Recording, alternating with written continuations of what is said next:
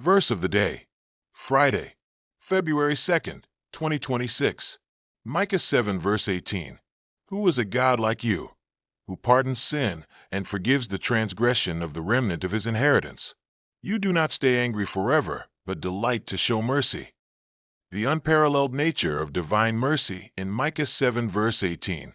The passage of Micah 7 verse 18 stands as a powerful declaration of the character of God, encapsulating a theological truth that resonates deeply within the Abrahamic traditions. The verse, "Who is a God like you, who pardons sin and forgives the transgression of the remnant of his inheritance?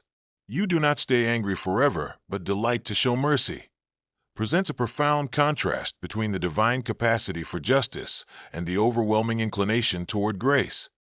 This exploration is on the core components of this verse: the unparalleled nature of God's ability to pardon, the specific focus on the remnant, and the theological significance of God's delight in showing mercy rather than maintaining eternal wrath. This profound statement offers solace and a foundational understanding of divine relationship, moving beyond mere transactional theology to illuminate a disposition of inherent compassion. The uniqueness of divine pardon. The rhetorical question posed in the first clause immediately establishes God's singularity. Who is a God like you? Functions not as an invitation for comparison, but as an assertion of uniqueness. In the ancient Near East, many deities were characterized by capriciousness or strict, unforgiving adherence to cosmic order. Micah, however, depicts a God whose primary attributes in dealing with human failure are pardon and forgiveness.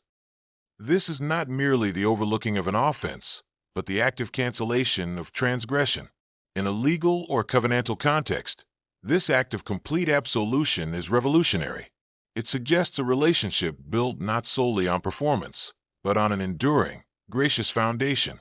Consider the historical context of Micah's prophecy, delivered during a time of severe national apostasy and impending judgment. The promise of pardon, even for a failing people, underscores a commitment that transcends immediate human failing.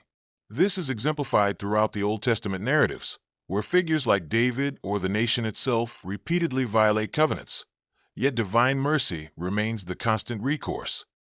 The significance of the remnant. The focus on the remnant of his inheritance introduces a crucial element of specificity. This term does not imply universal, indiscriminate pardon for all humanity without qualification, but rather a targeted mercy extended to those who remain faithful or who are preserved through judgment. In prophetic literature, the remnant concept is vital. It signifies hope amidst destruction, the preservation of the divine promise through the faithful few. For the Israelites, who often saw themselves as failing their covenant obligations, the knowledge that God saves a remnant assures them that the covenant itself is not voided by collective sin. This is akin to a modern case study in organizational resilience, where even after massive internal collapse, a core group remains intact, preserving the original mission. God's mercy is applied to this preserved core, ensuring continuity of the divine plan, demonstrating that forgiveness is intimately tied to maintaining a relationship with the chosen people. Delight in mercy over anger. Micah 7 verse 18, emphasizing God's nature to forgive and show compassion rather than holding on to wrath, a principle believers are called to emulate by choosing grace and patience in their own lives. It's a call to reflect God's merciful heart, choosing to pardon and show kindness instead of bitterness or vengeance, finding joy in forgiveness. Perhaps the most moving aspect of the verse is the assertion that God does not stay angry forever, but delights to show mercy. Wrath and judgment are certainly present in the biblical narrative, serving as consequences for sustained rebellion. However, Micah clarifies that these are temporary states, not the defining, eternal character of God. The term delight suggests that mercy is not a grudging concession made under duress, but a chosen, preferred mode of operation. This reveals a deep, personal investment in the well-being of the relationship.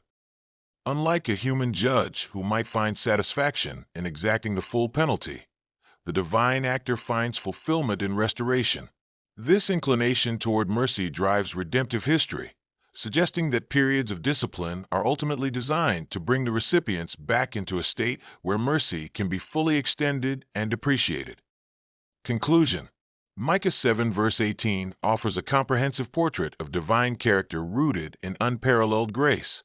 It establishes that God's capacity to forgive sin is unique among all powers, that this forgiveness is specifically assured for the faithful remnant, and most importantly, that the divine disposition leans toward mercy as an expression of inherent delight rather than prolonged anger. This verse serves as a constant reminder that while divine standards are absolute, divine response to failure is fundamentally characterized by a desire to restore and renew. It solidifies the theological framework that grace is not an afterthought, but the primary engine driving the relationship between the Creator and the created. Meaning and application. God's nature. It reveals God's inherent desire to forgive and restore, not to punish endlessly, a quality often described as long of nostrils, slow to anger in Hebrew. Human emulation. Believers are encouraged to reflect this attribute by being slow to anger and quick to show compassion, forgiving others as God has forgiven them. Transforming anger. The phrase suggests anger can be transformed into love and understanding through prayer, acknowledging sadness, and turning to God for grace, allowing mercy to triumph. Theological significance. This principle finds ultimate expression in Jesus Christ, where God's justice and mercy meet, offering redemption and peace.